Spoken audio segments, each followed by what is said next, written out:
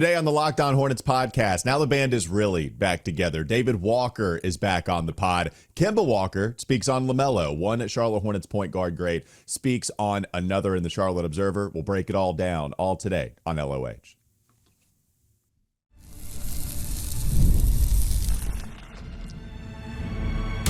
You are Locked On Hornets, your daily Charlotte Hornets podcast. Part of the Locked On Podcast Network, your team every day. In a minute, cuz we live.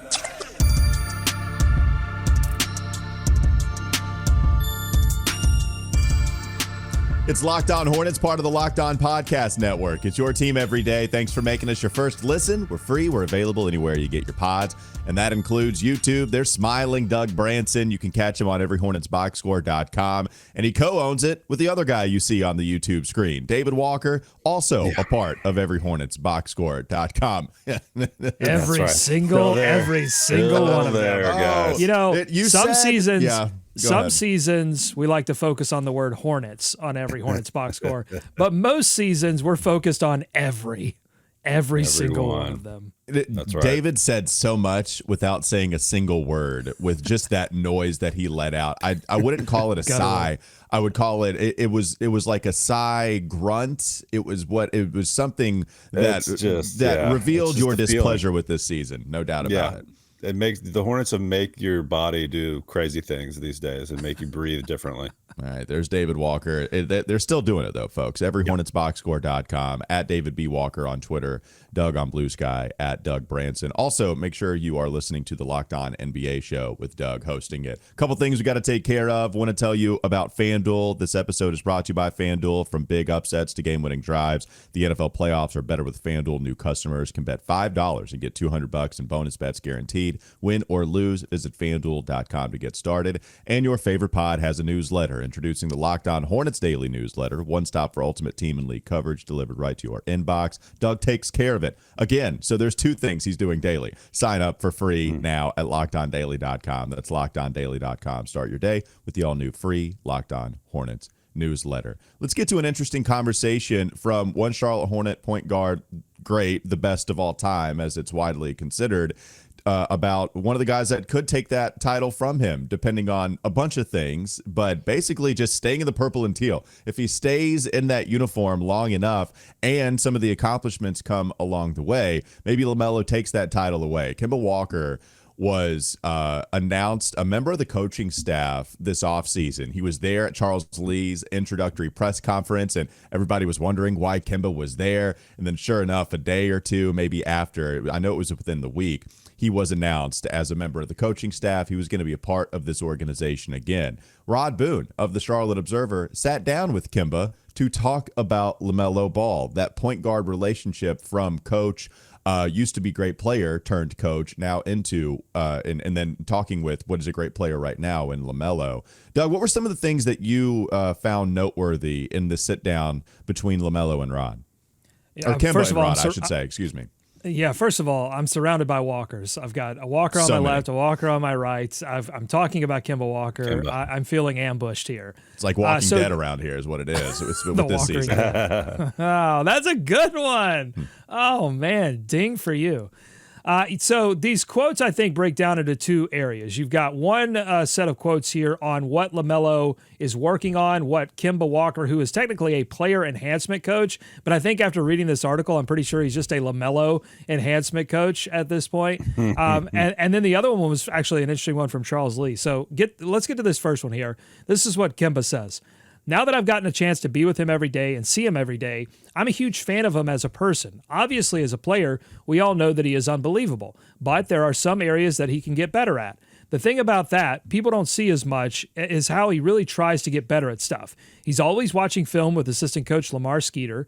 He sits in the front row, always raises his hand, always asks his questions. I think his greatness will come in time. His ability to play both sides will come in time. He's still learning, and he still hasn't played a ton of games. The reps matter in this league to figure out how this thing really works, unquote. David, what are your thoughts? You go first.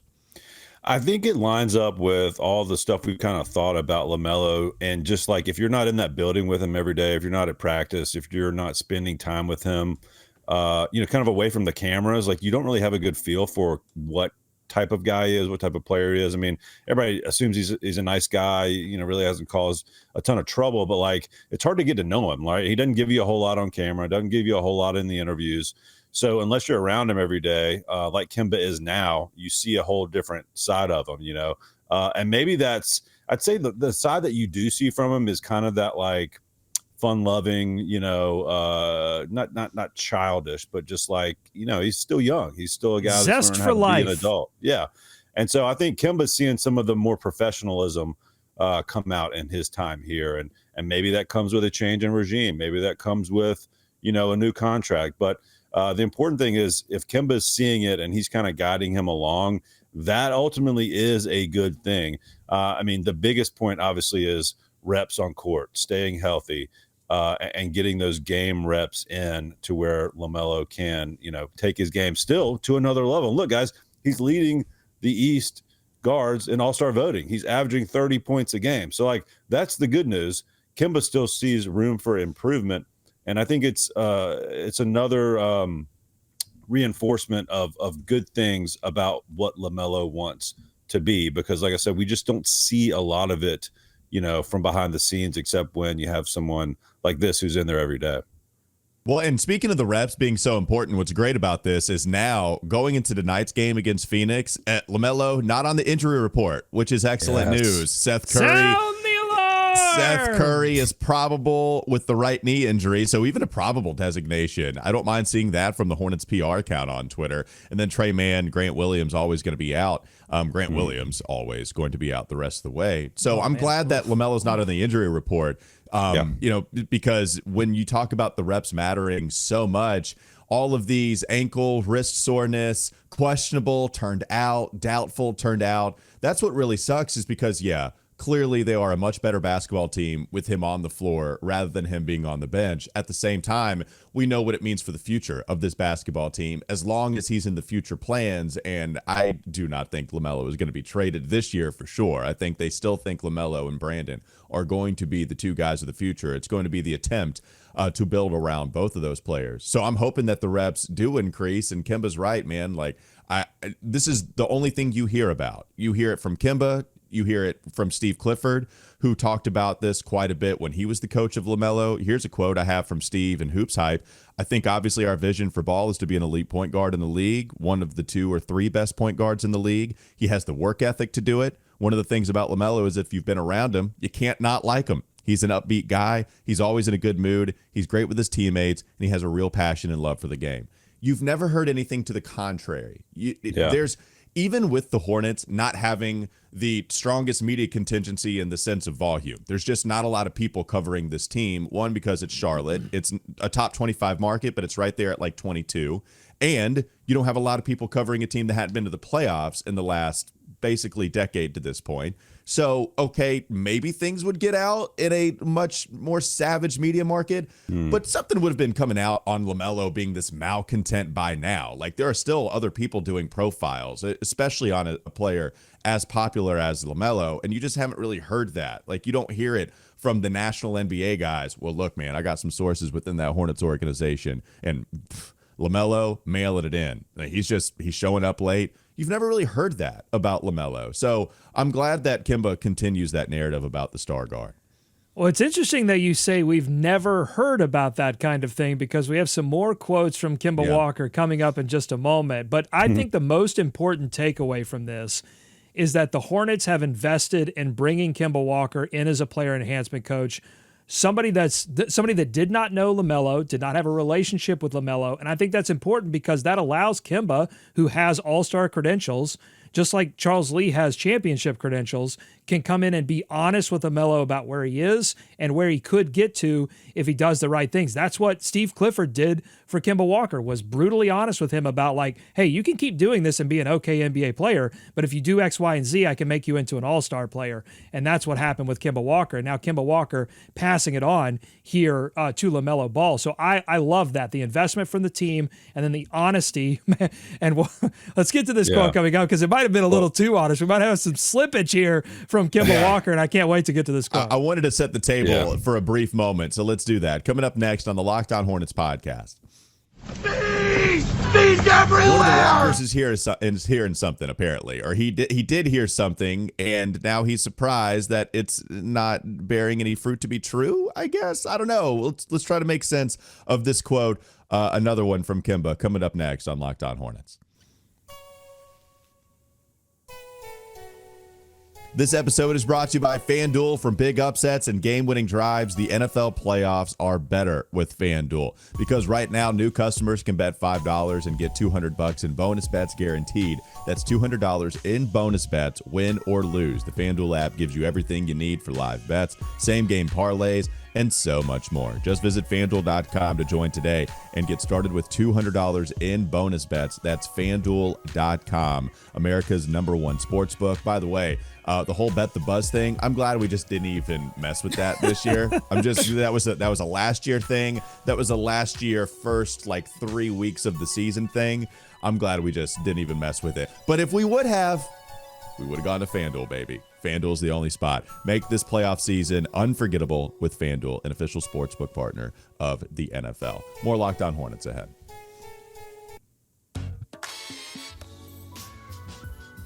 All right, let's talk about that quote that Doug was alluding to here. So here's another quote from Kemba in a sit-down with Rod Boone. Public perception doesn't move Ball much, though. He isn't fazed by it, writes Boone. And then Kemba Walker says, that's fine. I never really gave a bleep either. To be honest about people thinking of what they think about people, it doesn't matter what the outsiders think. You know what I mean? Because I see him every day, every single day come in here, and he gets his work done. He hasn't been late. He's been early to everything. And then, quote, it's actually been kind of impressive. And I think it's been more impressive because of things that I've heard probably happened too. But all I'm saying is it ain't happening no more. That's all I'm saying. And that's the first step, is a change. And I think he's changing already, lifting on off days, lifting after the games. Good. He's trying. He's trying to get better, and it'll come, man. He's special. He's just special. But I'll highlight again what the most interesting part of that quote is. It's actually been kind of impressive, and I think it has been more impressive because of things that have probably happened too. But all I'm saying is it ain't happening no more. Okay, so what was happening? What was the thing that was happening? David doesn't even want to talk about it because he bailed. He was like, I can't. No, I'm not going to even speak on this. It's too dangerous. It's too dangerous to talk about anything negative around LaMelo Ball. The speculation. What kind of speculation do you have on what Kemba was alluding to with that quote? The only thing that I can think is that we did hear some stuff around the time of Borrego's firing about accountability. And not necessarily about accountability on the floor, but maybe accountability of some things that were happening behind the scenes. So all I can think is that maybe there was some stuff wrapped in there around LaMelo Ball. And you got some things here from Kemba Walker talking about lifting on off days, kind of doing the extra stuff. And he talked about showing up on time in another quote. So maybe there were some issues there with LaMelo Ball early on. Being a high draft pick, you come in, you get a rookie of the year that first year, things are popping off pretty good. And maybe, he plays a lot with, instinct and, things that have come to him naturally. And so maybe there was not as much commitment on working with the coaching staff on some of these other things. I don't know. Obviously there was something, but the good news is now that something is apparently nothing, according to Kemba Walker. The question is, why was Kemba surprised? Why is that? Right. What were you hearing? And is what you were hearing true? Were you hearing just rumors because of the perception of LaMelo? Well, he said something changed. He said something changed. So he said probably happened, but then he said something changed. So that to me is a confirmation that something was at a certain state, and then it changed, and now it's at this new state where he's lifting on off days, he's trying hard, he's in film sessions, asking questions, just a more active player. And that would, too, align with some things that we've heard from LaMelo after he signs the max deal. That, things have changed. The expectations for him have changed both from a leadership perspective, but also from an on-court perspective. He's recognized some of that in the unique way that LaMelo recognizes things. So none of this, honestly, surprises me at all. Yeah, I mean, and even just if we keep focusing on that part of the quote, I guess let's just say that there's some growing up for LaMelo. Same with every single player that's young coming into the league, right? Like we've heard about this so many different times, whether it be a player having to go to a different situation to figure it out, whether it be a player having to come here to figure it out from their original destination. Jeremy Lamb is the guy that comes to mind, talking about being a pro, learning a lot from Nick Collison, and then coming here with the Hornets, Steve Clifford, really teaching him you have to be a consistent basketball player. You got to get in the cold tub. Every day you skip the cold tub, you're lighting $20,000 on fire. Like, okay, I guess you don't want that 20K. I guess you don't want that 100K. Like, that's an interesting way for these young players to realize what's happening in the moment and not applying it to the future. So every young player goes through this. David, I know you didn't want to talk about it at first, and that's why you just bowed out a little bit. But you know the quote. Well, what was interesting to you from what Kemba said about things maybe have changed with LaMelo in terms of what we've seen from him and a commitment off court? Yeah, I mean, I think the biggest thing that Doug mentioned in the segment previously was the foresight from the management in the front office to bring someone in to help Kemba. You know, they try to do it on court with a Grant Williams, and he got injured, and they've clearly made an effort to do that from a support standpoint. And I think that goes to show you, to your point, Walker, as well. They are building around LaMelo and Brandon Miller, and they're going to try and make that happen. And they're giving him all the reinforcements that they possibly can. And for Kemba, I think it's just more of like, you know, if he was hearing some of that stuff coming in, I wonder, yeah, like you guys, what was it? You know, where was he hearing it from? Because there are some new folks in the building there. People talk in the NBA. They get around each other for Summer League, and they get around each other for All-Star, and people talk, not just about LaMelo, but, you know, there are whispers about this organization being disorganized, that accountability being an issue across the board, that spending being an issue across the board. Like these things just get out. They don't, when you see stuff written about the Hornets or about particular players across the NBA, you know, sometimes it's not like 100% true. Sometimes there's a grain of truth, but everybody talks in this league. Well, and that's and the thing that's always been frustrating, and my point originally in the first segment when I say we don't really hear all that much about LaMelo, I still don't think we would have talked about it, right? We cover this team every day. We have our magnifying glass out there looking for content about Melo. And it's not like we've ever seen anything like even remotely egregious off court with Melo. The things that have been the issue is the, you know, whole running the stoplight stuff. That's frustrating. Like the go-kart on the roof, which is like, I don't even care about the go-kart on the roof. Like, it's LaMelo. Seems awesome. Yeah, it does seem awesome. It seems Mario Kart-ish, and I want to do it. But those are the, like, okay, if you want to talk about street safety, then fine. Like, we had the whole, you know, what was it? The suing of LaMelo for hitting a kid's foot, and that looked highly suspect as soon as that came out. But, you know, we'll see what happens there. I don't even know if we've gotten any resolve. My point being, anything we've heard from LaMelo, it's like Tim McMahon saying, I don't want somebody shooting a shot on 34% and shooting 14 threes. Yeah. But it's like, it's on-court stuff, and it's just this distaste that they seem to have when he's playing poorly. But remember, when he's playing well, they're actually giving him some credit. Like, I don't know. It always felt unfounded, any kind of bad feeling towards LaMelo. Well, but so again, when there are these whispers about what's happening off the court in the Borrego era, and then you see his style of play, I think people put two and two together. Yes, 100%. They make that bridge. And so I think what Kemba's saying here is important, which is that it's good. It's a good thing that LaMelo doesn't give a bleep about what the Tim McMahons of the world, what we think on this show, because that's what you have to get all of that out of your head. At the same time, be committed to improving yourself. And that's what LaMelo is doing, and I think that's what's important. And now it's like the off-the-court stuff is getting better, and now it's about the on-the-court stuff, which is what this third quote here, and this one is from Charles Lee, I think, talks to. So Rod Boone writing, one area in particular where Kemba can assist is situational recognition. And this quote is from Charles Lee. I call it really game flow, in-game awareness. That's where he can give so much value because we can watch all the film, we can do all the clips. Sometimes when you're in a team setting, it might be too deep to go into the game flow of game awareness. Like, hey, Melo, in a vacuum, that shot, not bad. But right now, we're down 2, the other team is going on a run, we're going to need this type of shot. I think those are individual conversations that have to be had, and I think Kemba is able to do that. Unquote. Interesting. That's fascinating to me. Is he saying they're not calling LaMelo out in film sessions? It sounds like it's more of like a, hey, Kemba pulls LaMelo to the side and does a one-on-one breakdown or a one-on-one hit. I mean, it sounds like, we heard a lot about holding people accountable, and we heard a lot about that not being done in the last regime. I don't want to take that quote too far, but it does sound like maybe, and not that it's never done, but they're clearly, they're putting it out in the paper here, so they're clearly calling out, some things publicly that they're looking to see improvements on, right? Yeah, and I guess it seems like I'm defending LaMelo a ton here. I would not make that jump. I think what Charles's point was it might not click in team settings. It doesn't mean that he's not stopping the film and then pointing it out.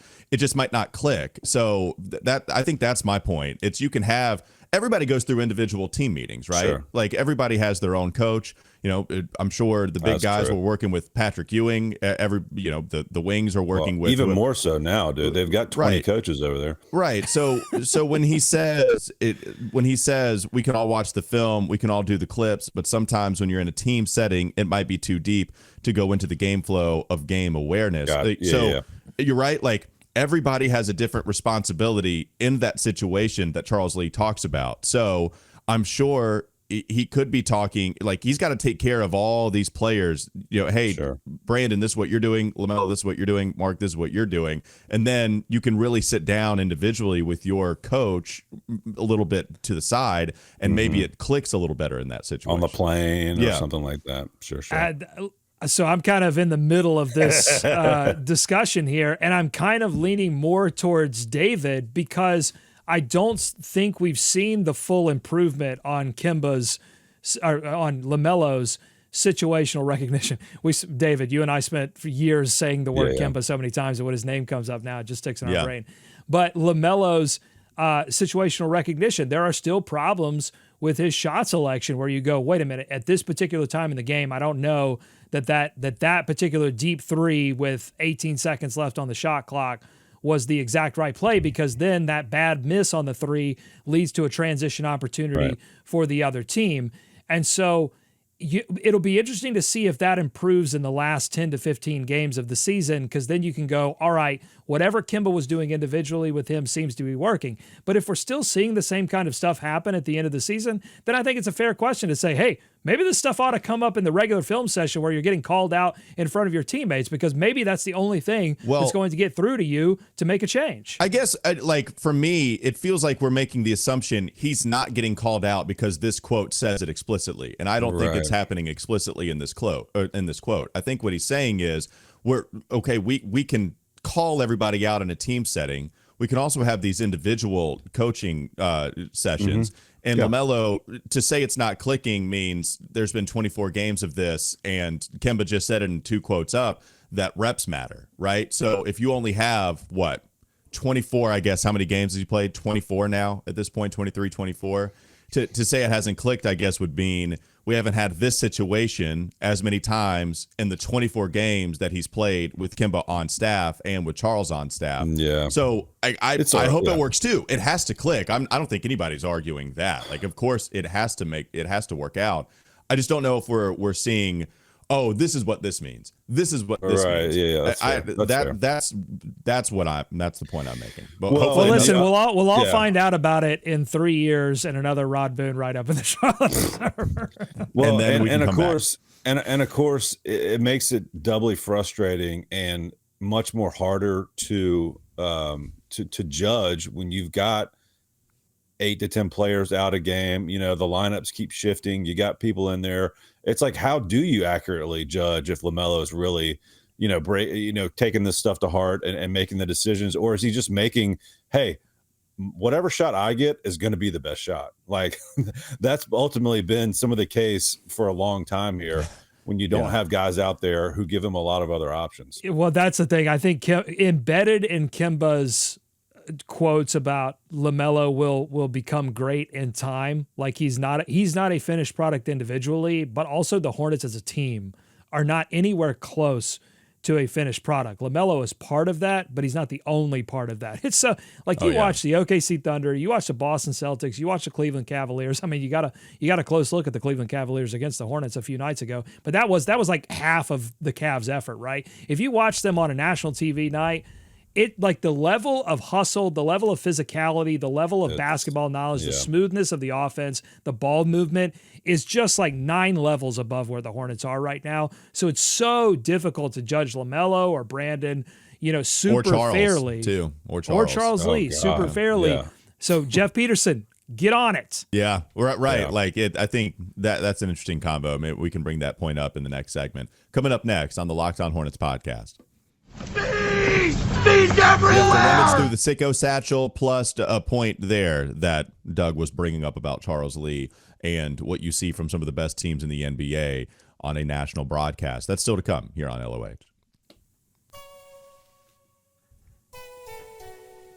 This episode is brought to you by Prize Picks. Basketball season is heating up, and there's no better way to get real money action while watching your favorite NBA stars than with Prize Picks. Whether you're a diehard fan or just love some friendly competition, Prize Picks makes it fun and easy to turn your basketball knowledge into cash. Here's how it works. Pick more or less on at least 2 players for a shot to win up to 1,000 times your cash. Think LeBron's going to drop 30, maybe Luka's getting more than 8 assists. Prize Picks lets you make your predictions and put your money where your mouth is. In just 60 seconds, now's the perfect time to join. Download the app today. Use code LOCKEDONNBA to get $50 instantly when you play your first $5 lineup. That's right. No need to win to get the bonus. It's guaranteed. Prize Picks.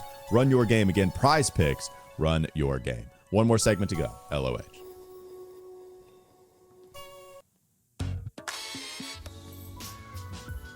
You brought up a point. I wanted to ask this question. I wanted to put this in the Sicko Satchel before we get to some of the listener questions in the Sicko Satchel. My question is, you mentioned the national broadcast game between 2 high-level squads, right? So to me, this is the question that I have for Charles Lee. Is there any, not dumbing down of the offense or the system, but any altering of a scheme that you deem fit for some of the best teams in the NBA?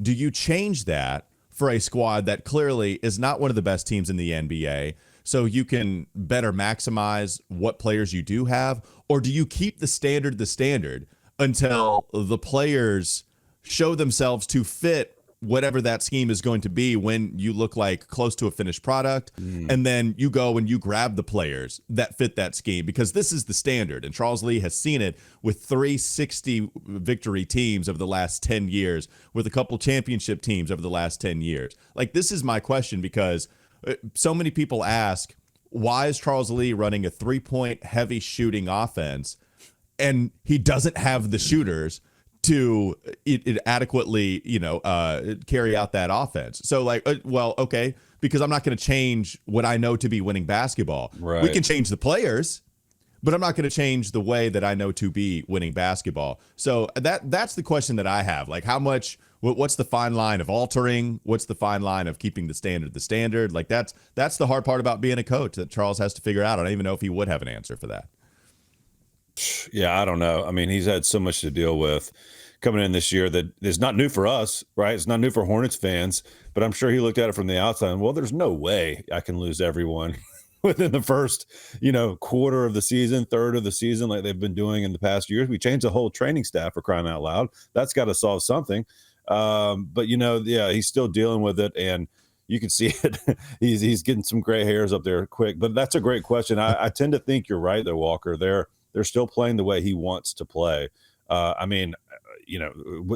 having a center will do that to you as well for an extended period of time. So they've been 3-point dependent since game 1, and it looks like they'll continue to be that way, I guess, for the rest of the season. It certainly helps when LaMelo's out there. It certainly helps when Brandon Miller's out there shooting threes, but they haven't been shooting the three well, and it's resulted in some pretty ugly offensive performances. It's all well and good to say, all right, I want to run a 3-point heavy shooting system because that's what the best teams run, and so we're just going to get used to it now, even if we don't have the personnel. It's all well and good to say that, and it makes sense in my mind. Why not play the way that eventually will make you successful? The problem with that is that when you do that and then you're not successful and guys aren't hitting shots, then the people that are passing the basketball, the people that are moving the ball, they start to lose confidence in the whole idea working because they want the team to score points. Like that's the whole idea is to score more points than the opponent. And if you see that what you're doing, even if like theoretically it's the right thing to do, if it's not working, you're going to stop doing that. And I think that's what we've seen is the players say, all right, yeah, good idea, not working, not really going to do that as much anymore. And you've seen the 3-point volume come down, and you've seen really the offense in general get stuck in the mud. So I think, again, the challenge for Jeff Peterson is to get that personnel installed as quickly as possible. And for Charles Lee, the challenge is, how do I get these guys to believe again in how the right way to play offense is, because they're not doing that right now. Like the offense is comically bad, it could be better. I mean, even though the shooting isn't there, like it could be better than it is right now. Yeah, it's real bad. When you score 31 points and a half against the Rockets, what was it, 29 against, was it the Pistons? Yeah, in the second half. That was a game they could have won. Yeah. So, yeah, I find that to be interesting. We can have more points on that as the week goes on. But we need to get to the Sicko Satchel. Go ahead, rummage away, Doug. What kind of question do you have for us? All right, we got time for one. We'll get to more tomorrow. This one, rummaging, and I've got one. All right. From Shuman, who asks... Shuman, my man. Yeah, finish this sentence. The Charlotte Hornets are a great league pass team to watch because blank. David? Right now, I mean, LaMelo's back, and that's the only reason to turn them on right now in the last 2 weeks, 3 weeks, whatever you want to call it. It's been a tough watch. It's been a tough slog. Some of these games have just not been worth sticking with. Now at everyhornetsboxscore.com, we're sticking with them. Okay. We're staying with them all the time, but league pass wise right now, LaMelo and Brandon are the only reasons to watch. I'm trying to think of something else outside of the court, guys. It's just it's been a tough one. I got nothing. Well, you can think about it too. The easy answer is LaMelo, because he still is must-see TV when he's on one. And I think I'll refine it just a little bit. You know, try to make this a little more difficult than it needs to be. I think the LaMelo hot stretches are the reason to watch this team, because when he's letting it fly from 35 feet out and he's in the zone, when LaMelo's in the zone, I wonder if he is as fun an in the zone player as there is in the NBA, because he'll go for 4, 5, 6 straight. We've seen it in the fourth quarters. We saw it. I'll mention that Rockets game again. Remember, they were down and out. They were down 30. They get blown out immediately as soon as the ball's in the air for tip. And then LaMelo comes out and just goes freaking crazy in the third quarter and scores like a quick 9. It was 9 points in 2 minutes or something ridiculous. And then he ends up with, something like 13 in the quarter. It's those stretches that make League Pass, all League Pass squad. Like that, I think, to me, the LaMelo stretches are the reason to watch this team. Well, and why the Hornets have not been able to win an occasional game, like why they've been mired in this extreme stretch of losing, is because LaMelo hasn't been able to find that gear. Now that he can get to the free throw line, he can kind of sleepwalk his way to 24, 25 points. But we haven't seen that hot streak. But eventually, we've got to see it return. So that is the reason, because eventually it has to come back. That's the reason to watch. Also, if you like to see other teams' players go off for big points, the Hornets have also been allowing that. So you can check that out. There's an addendum to this question that we can get to really quick. Is there a way to get any non-sicko Hornets fan to give a bleep about this team? This is also from Shuman. What would you say to a non-sicko Hornets or basketball fan to give a bleep about this team? I'll give you the coaching recruiting pitch to come watch the Hornets. The easy one that bad coaches or coaches of bad teams would tell you is you get to be first. You'll make history. When you are a fan of this squad, as a conference finals member, nobody can call you a fair weather fan. So hop on now, because you don't want to be one of these Lions fans out here that have been a fan for all of 2 years, repping the Honolulu blue, and then finally reaching the Super Bowl. Like, yeah, man, we got it. And the Lions fans looking at you with disgust because they went through extreme pain for all these years, and now they're a champion. And you want to hop on the last 2 years when the Lions have been good. Hop on now, so nobody can call you a fair weather fan. That's the best recruiting pitch I can give you. That's a great call. Get in early. get in now. This is the ninth inning, or this is second inning of a 9-inning game? I guess we need to ask it. Second inning. That's a great question. I think we need to get an update. How many outs are we on? Balls and strikes. We need to get the owners on the show. You think we've gone back an inning?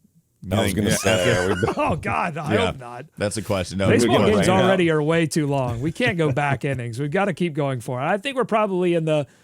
I think we're in the. I'll say the third inning, bottom three, and after the trade deadline or after JP, I think we'll be in the fourth inning. And quick addendum to the both of these questions, I guess. LaMelo plus Eric Collins is always going to be a winning combination, and Eric Collins has been doing yeoman's work while LaMelo was out, really hyping up basically anybody that came in. It was big on the KJ Simpson return game. He loved that. He loved what we saw from Nick Smith Jr. and some of it in a recent high-scoring game. So Eric Collins has actually, he's grown out of just being the Hornets guy. I think he really made a name for himself. We were first on that train for sure. Always a fun reason to watch when you got a potential Eric Collins call. Yeah, but EC in 15-16 was or EC in just any period around that time was so great, and I miss that EC. I feel EC has been tamed, like we all have, by some of this stuff. Although I will say this season, here's my pitch, is that it's so bad, it's kind of funny, it's kind of good. Like it reminds me a little bit of the Bobcats days, where we are all joined by our misery and what's happening on the floor. Like it gets to this point where it becomes like I think you and I, Walker, had this conversation after the show yesterday. Like it's fun to cover the team, obviously, when they're winning and they're a playoff level team. That's fun. That's always going to be fun. But I think it's also fun to cover a team when they are comically bad like this. What's not fun is if they had won a couple of occasional games and they're like threatening to be in that sort of 11th, 12th pick in the draft. That's when it got really existentially horrible. This is actually kind of funny. Yeah. I got to give EC a little shout out here. The best part of the Cavs game was him just keeping an eye on the Cavs record of double-digit wins being threatened. It wasn't about losing the game. It was, could the Charlotte Hornets stop the streak of double-digit wins? And guess what? They could not. They did not. No, Eric Collins' love of random players showing up for you. I love Leaky, Moussa Diabate. You mentioned Nick Smith Jr. That's another reason. If you want to get excited about a player that might be in the league for another 15 games, maybe, Eric Collins is going to treat him like a Hall of Famer, and we love him for that. Speaking of, more Thor. Cleveland Cavaliers got some garbage time minutes. I did see that. I meant to bring that up yesterday. I saw a funny screenshot that someone put on social media of the top players in PER with no minutes restriction. So of course you have Jokic and Giannis with their like 1,000+ minutes, but then it was also including guys who have just played a couple of minutes. And guess who was on the list? Top 10, baby. It's JT Thor with all of like 10 minutes this year in the league, but the PER went crazy. Yeah, make sure you go to everyhornetsboxscore.com. Doug will put up a link to where you can buy the More Thor t-shirts. Again, everyhornetsboxscore.com. He is the co-owner, along with David Walker, joining us once again. Again, everyhornetsboxscore.com. And you can find David on Twitter at David B. Walker. Also, listen to the Locked On NBA podcast that Doug hosts with Mays and Hayes. I just put both of them together. Just made them corn. Yeah, I just made them corn for some reason. They're not corny, though. I promise they're not corny. It's I'm a Hayes little corny. and Matt Moore. And then Doug, for sure, a little corny. I'm Walker Mail. Listen to me, WFNZ, every weekday from 12 to 3 p.m. Have a great rest of your day. We'll be back with you tomorrow.